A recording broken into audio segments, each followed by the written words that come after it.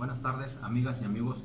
Nos encontramos reunidos el día de hoy, el licenciado José Antonio Velasco Leonel, su servidor Paulino Cortina Galindo, ambos estudiantes de la maestría en Derecho Constitucional y Amparo. La estudiamos en la Facultad Judicial de Derecho Tributario. El día de hoy vamos a hablar de un tema muy importante y de trascendencia para la humanidad, como son los derechos humanos.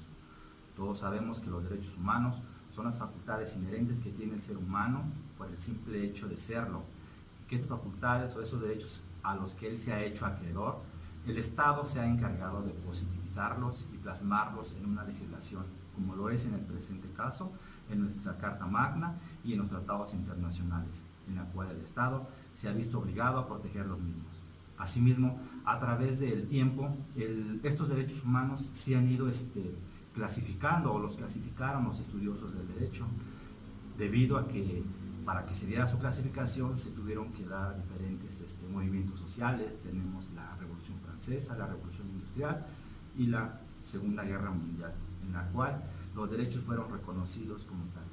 Hablamos de tres generaciones: derechos de la primera generación, que se refiere a derechos políticos y sociales; segunda generación, derechos económicos, sociales y culturales; y la tercera generación, que es la que nos importa y que es la que vamos a hablar el día de hoy, que es la de derechos sociales, conocida como derecho de solidaridad o derecho de los pueblos.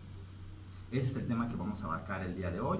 De igual manera, quiero comentar que el fundamento legal de los derechos humanos en nuestra Carta Magna se encuentran establecidos en el artículo 102, apartado B, de la Constitución Política. Ok, es muy importante tener contextualizado del por qué se llega a esta tercera generación de derechos humanos. Como todos sabemos, en el siglo pasado se llevó a cabo la Segunda Guerra Mundial, y es a partir de la Declaración Universal de la ONU en diciembre de 1948, posterior a esta Segunda Guerra Mundial, cuando se lleva a cabo esta Declaración de Derechos Humanos. En esta misma es donde se plasman estos derechos, como bien lo estamos comentando, los derechos humanos de tercera generación, como son derechos sociales. Muy bien.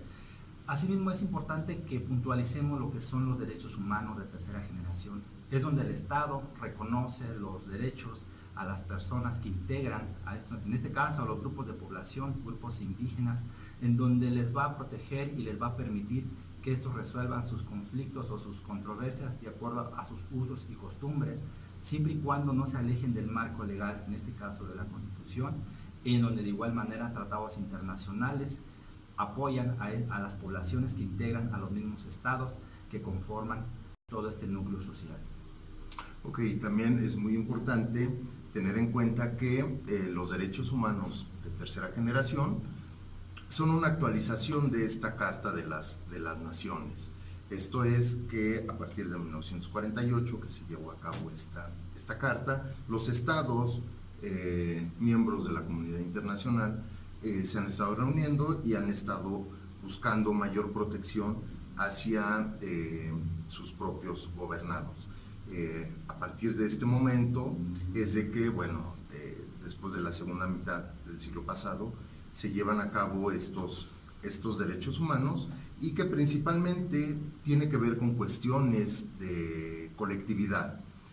Aquí, en esta tercera generación de derechos humanos, tenemos contemplados los que son derechos, por ejemplo, a una vida sana, derecho a un medio ambiente sano, derecho a el agua, por ejemplo, también. Entonces, es en esta tercera generación de derechos humanos donde tenemos contemplados todos estos derechos colectivos. Es importante mencionar, como lo refiere el licenciado Antonio, que los derechos de tercera generación, también conocidos como derechos de solidaridad o derechos del pueblo, en donde, como lo menciona atinadamente, que son derechos que tiene el ser humano, en este caso son los grupos de población, los cuales la comunidad internacional se ve obligada a proteger los mismos.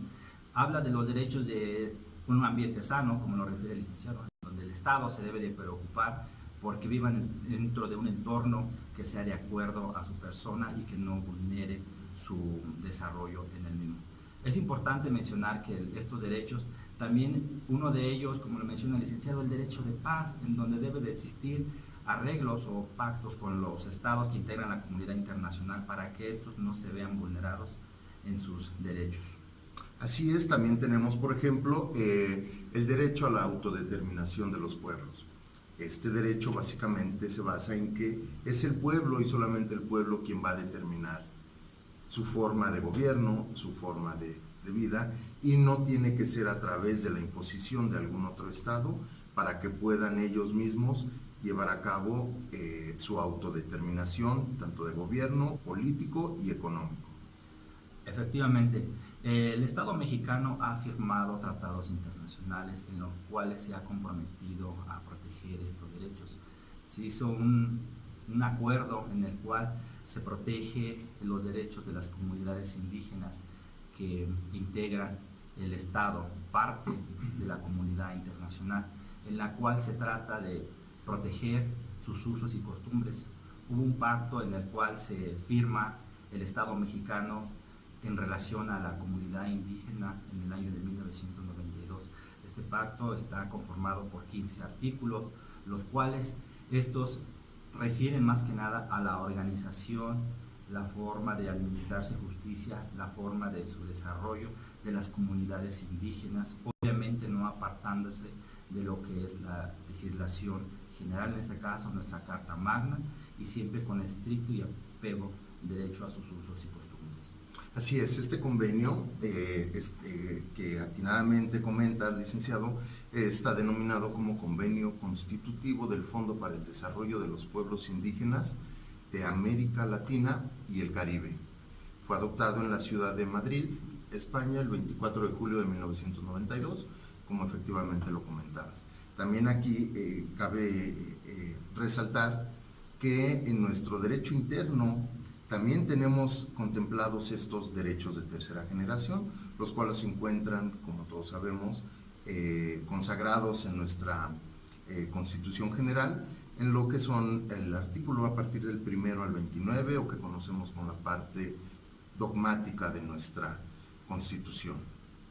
Efectivamente, como lo refiere el licenciado, todos estos derechos de la tercera generación que se refieren a las comunidades que integran los pueblos que integran la comunidad internacional ya se encuentran positivizados, que de alguna manera, conforme vaya pasando el tiempo, se irán en progreso. Lo mismo, tomando en consideración que los derechos humanos tienen uno de los principios que es de progresividad, y obviamente el derecho pues evoluciona constantemente de acuerdo a las necesidades de la población.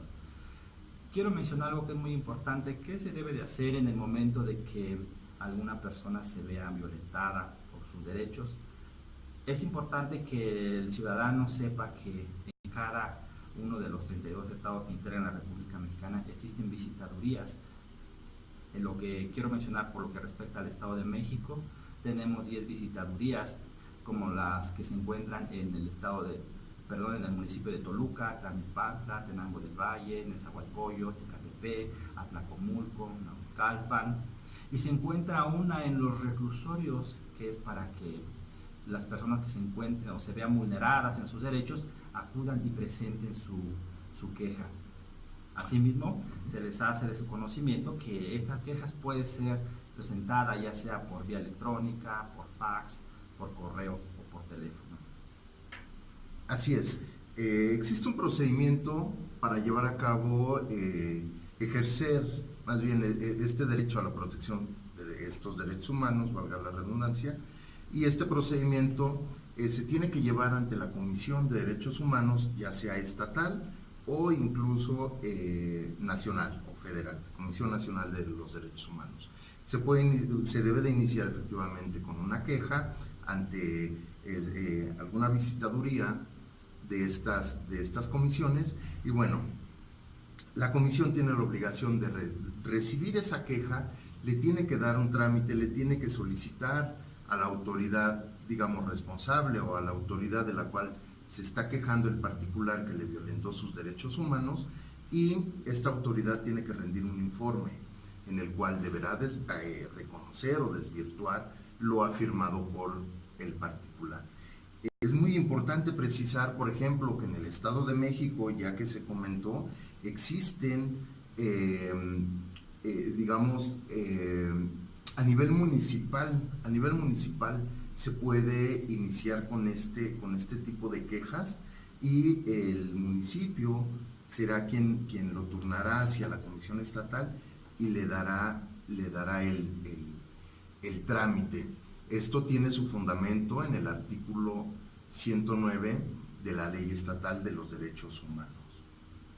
Efectivamente, como lo refiere el licenciado Antonio, es un trámite que se lleva a cabo en la Visitaduría del Estado. Algo que es muy importante, que incluso cuando se le requiera el informe al servidor público, ya sea de tipo administrativo, estatal o municipal, tiene un término para informar lo que se ha realizado en dicho procedimiento, que incluso si no llega a rendir ese informe, en la Comisión de Derechos Humanos hay un departamento que se llama el de recomendación, en donde se pasa la queja para que ésta a su vez se lo gire a su superior jerárquico de la autoridad, ya sea administrativa, estatal o municipal.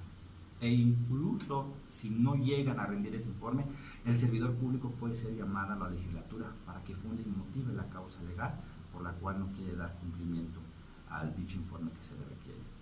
Efectivamente, así es, y además de ello, si el servidor público no cumple con remitir este informe, puede ser también sujeto de un procedimiento administrativo o incluso penal. Y bueno, una vez que esta comisión llevó a cabo su investigación y se determina que efectivamente existe una violación a los derechos humanos del particular, va a emitir una recomendación. En esta recomendación, como su nombre lo indica, le va a recomendar a la autoridad que violentó estos derechos para que subsane y proteja estos derechos humanos que fueron violentados. Y esa autoridad deberá cumplir con esta recomendación. Aquí, desgraciadamente, no es vinculatoria esta recomendación. Sin embargo, sí puede haber una consecuencia por no cumplirla, pero esta consecuencia únicamente será del tipo administrativo o penal.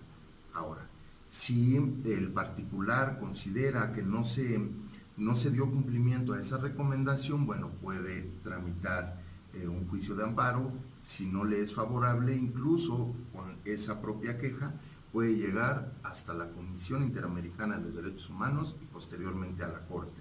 Para ello, obviamente, tiene que agotar las instancias nacionales.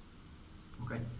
Bueno, a manera de conclusión del presente, que son los derechos humanos de tercera generación, es importante mencionar que los derechos de tercera generación, así como ya se está hablando de una cuarta generación, nos da a entender de que los mismos siguen evolucionando. Obviamente siempre va a ser en beneficio del ciudadano, en beneficio de la población, de tal manera que no se vean violentados los mismos y que el Estado es el titular de estos derechos y que incluso la misma población puede reclamarle al Estado el cumplimiento de los mismos.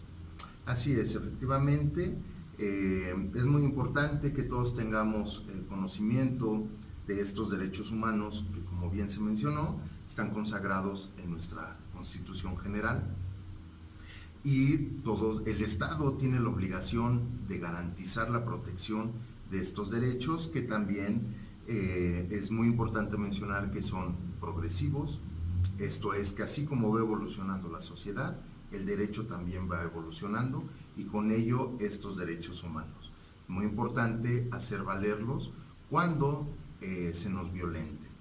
Y bueno, compañeros, yo creo que necesitamos mucho más tiempo para poder hablar de los derechos humanos, pero consideramos que esta información puede ser de vital importancia para todos y máxime para nosotros como estudiosos del derecho. Por su atención, gracias. Gracias.